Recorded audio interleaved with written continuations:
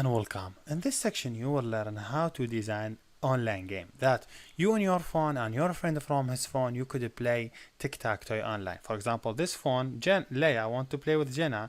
She said Jenna at Gmail. She input the Jenna email.com. She said, hey Jenna, I want to play with you. Jenna directly get request from Leia, see online, using Firebase Online database.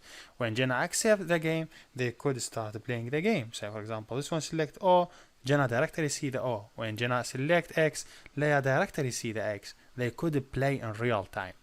So in this section, you will learn a lot. You will learn how to use analytic in the Firebase to see the user performance. Also, you will learn about authentication and how to allow user to log in with their email and password in your application. And also, you will learn about database, which is an important part, how to save information and how to retrieve it on real time. So let's get started step by step.